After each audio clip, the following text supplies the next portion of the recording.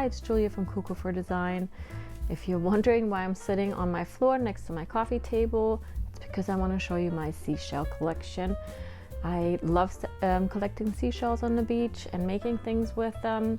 I just returned from the Dominican Republic and it just got me in the summer mood, even though it's just the beginning of spring, but I wanted to make something else out of my seashells. And I was browsing Free People the other day and I came across a snail shell bracelet, and I have so many in here.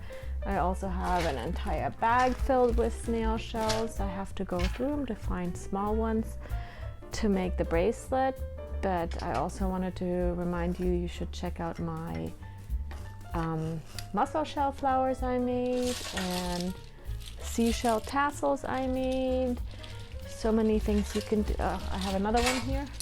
There's another one.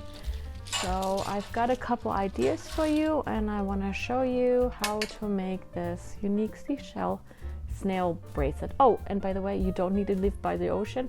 You can find, I used to collect these as a kid in Germany from little snails that we would find in the yard. I mean, dead ones. I did not kill them. I actually would spend days collecting them off the road so they wouldn't get hit by a car. But I have like really, really cool ones.